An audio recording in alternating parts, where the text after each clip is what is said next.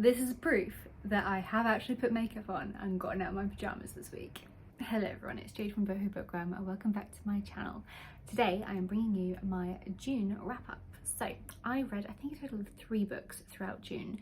My reading has slowed down a lot, because I don't have that much time to just sit down and read physical books, although right now I'm reading The Quiet Man by Clemens Michelin and I am so hooked. I love it. The fact that I'm slowing down a lot, and when I'm listening to audiobooks, I don't know if it's just 3rd trimester pregnancy brain, but my concentration is just not there. My focus is gone. So I've had a couple of audiobooks on the go, but unfortunately I keep having to restart them, and it's not that like I'm not interested in them. It's just that I keep losing, like my mind wanders off, and then I just don't know what happened, and I restart it. And loads of the books that I've got on the go, I know that I would actually love if I could just pay bloody attention. So maybe once baby's here, is that wishful thinking? I don't know. I don't know what life is going to throw at me next with a newborn, and how easy reading is going to be from here on out. But I did read a few books, so let me speak to you about them today. The first book that I finished was Secluded Cabin Sleep 6 by Lisa Unger, and I was reading this while I was in Greece on my baby moon. This is a book about a secluded, luxurious cabin and, you know, a restorative weekend away for family and friends. What could be nicer, right? Well, wrong. Insert raging storms, power outages, somebody watching the guests, creepy tales from the on-site chef about murders that actually happened on the location. Things just don't seem quite right in this situation, and that isn't even mentioning the crux of the story, these DNA sample boxes that are left under a Christmas tree for this family to find. And when they discover, you know, their history, their DNA, when their results come back, they are like fascinated by what they find out. So this was honestly one of my most anticipated books of 2023. I mean, while the premise itself isn't all that fresh and fantastic, I had read one Lisa Unger book in the past. What was it called? Crazy Love You, which I really liked, and I just had a really high hopes for this one. The cover appealed to me, the premise did kind of scream out to me. Everything about it was just like, ooh, this has got my interest. I guess from the premise it just sounded like one of those popcorn thrillers that you could just literally sit down and binge in one sitting, which is why I brought it with me to Greece on my baby moon. Unfortunately though, I really wasn't sold on this writing style right from the beginning. It just seemed very lazy. It felt like words were missing to me. There were also just too many subplots. It just seemed very messy. It lacked focus. In all honesty, it just felt a little bit rushed. What I think would have made it more entertaining, more interesting, is more of that voyeurism element to the book. Voyeurism in itself is quite spine-chilling if done correctly in a thriller book, but even that, it just seemed lackluster with Secluded Cabin Sleep 6, unfortunately. The fact that you've got this guy watching the family and friends go about their day-to-day lives in this place before, you know, the cabin has a power outage and all the cameras switch off, that doesn't really play a massively fundamental part to the story at all, and it just seemed a bit like it was more filler and just something to like chunk the book out. It wasn't needed, and yeah, it was just another one of those random subplots chucked in there for good measure, but I think that they overmeasured here. Overall, there were just too many points of views.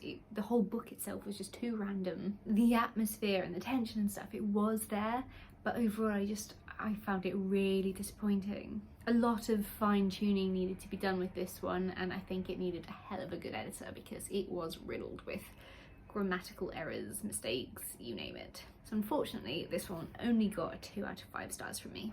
The next book I read was One True Loves by Jenkins, Reid.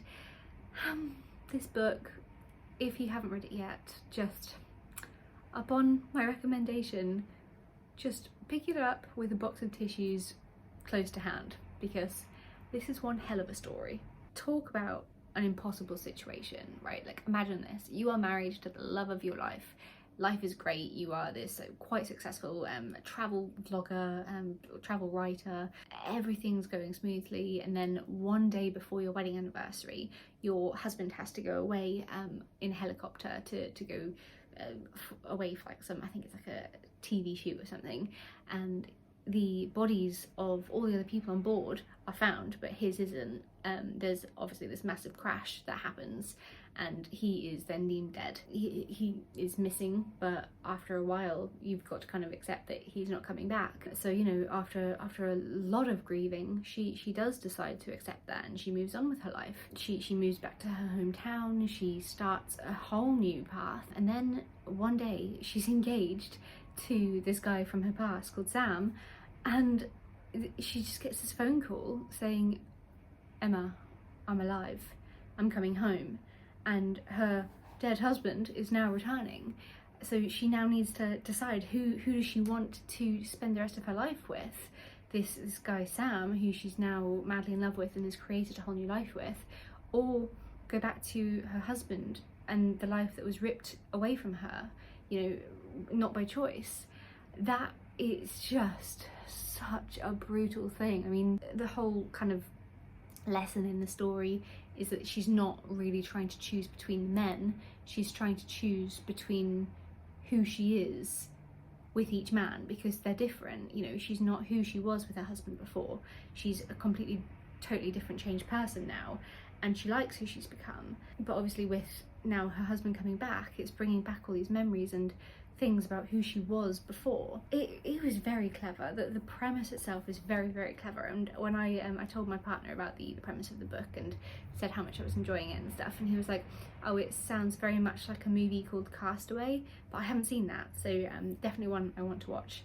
We did try and start watching One True Loves the other night. I think it's a movie available on Prime, but I got too tired and fell asleep because third trimester pregnancy, but we will be watching that at some point too. This book brought out so many emotions. I can't begin to tell you.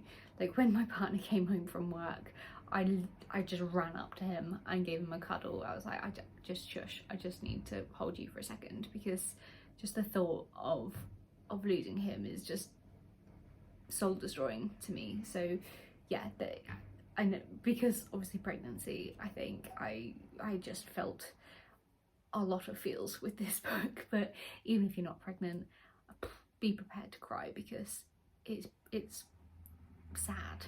So even though I did love it, like I gave it a 4 out of 5 stars, there were problematic elements to it. There were bits where I just felt they were just wrong. So spoiler alert, not like a big one. Okay, yes, a big one.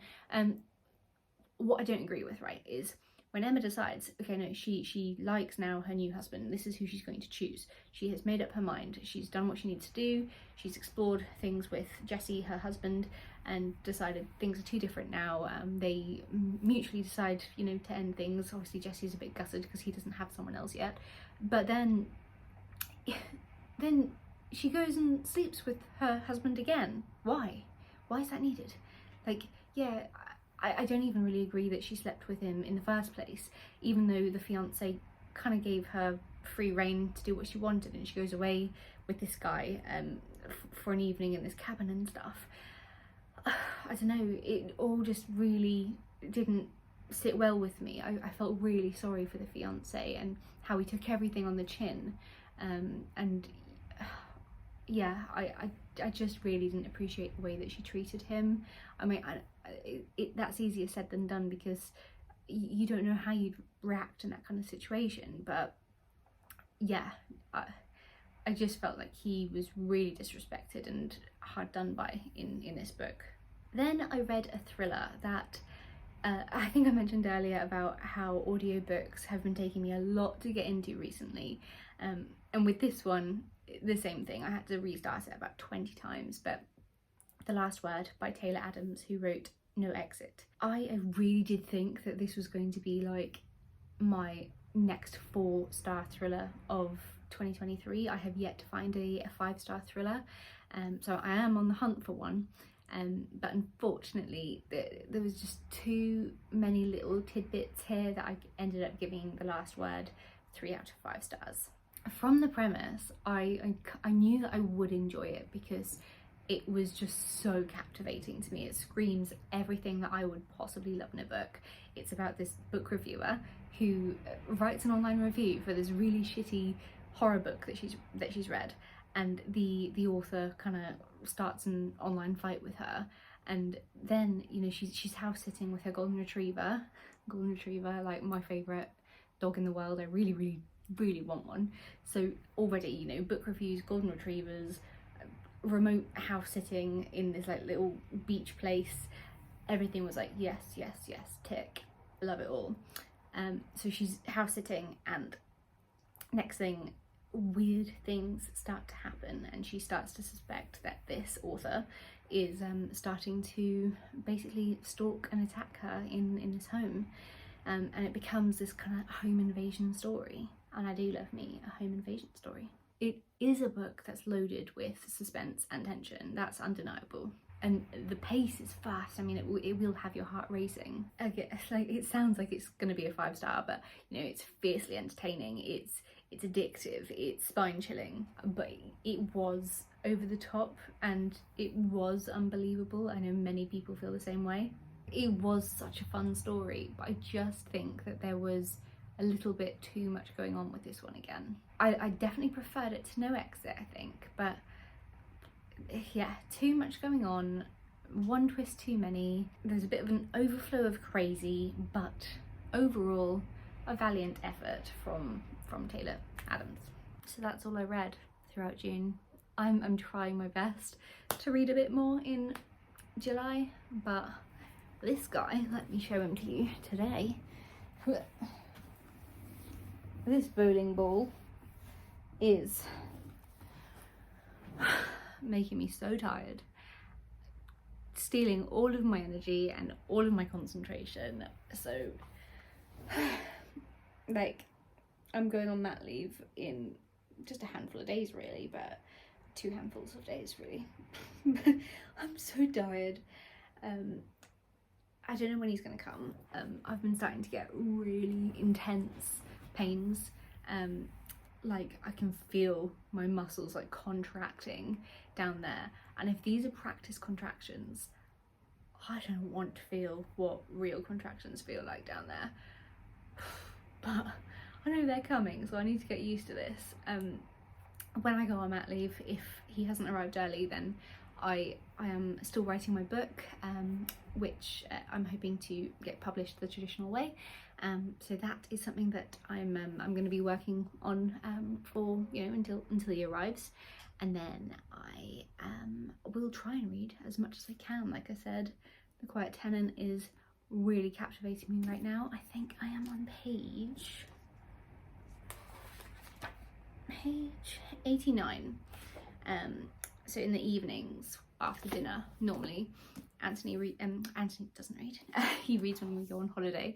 Anthony plays his Nintendo, and I do some reading next to him until Love Island, even though it's a really shitty season, but I watch it every year, so it's like a little guilty pleasure really. But I am looking forward to Married at First Sight, which I think comes out in September in the UK. So yeah, really looking forward to enjoying that once again, once that's back on the TV. Otherwise, what are we watching right now, just to give you a little general update? There's this TV show on Netflix called Is It Cake, which I love. I'm just like, cake, not cake, and yeah, I just love the guesses. So we're watching that kind of like in the background sometimes, and we find that quite fun. And then there's this new, not new show actually, there's quite a few seasons. It's called The Dog House, where it's kind of like internet dating but for animals and humans in a non-creepy way. Like, all these dogs that rescue dogs need help finding new homes. So you go into this place and you say what you're looking for, and these people, kind of like experts, will match you with a dog, and then you have to go and meet them and take them for a walk if you like them, see if there's a bond between you. So yeah, we're watching that, which is really sweet. I really like it. I've cried quite a couple of times in that as well. Like I said, we've got One True Love's movie, which we're really excited to, well, I'm more excited than Anthony to watch that, but hopefully we'll watch that over the weekend. We did watch a Black Mirror episode the other day, I think, but honestly everything that we watch is kind of just blurring together now because that's how tired I am. Audiobooks, what do I have on the go? I've got The Haunting of Blackwood House, and I've got The Other Mothers, which is by Catherine Faulkner, and The Haunting of Blackwood House is by Darcy Coates. So I've got those 2 books on the go, but again, I just keep switching them back to chapter 1 because I just can't get my head to retain any information right now. But anyway, I will go. I hope that you have a lovely day, and I will talk to you soon.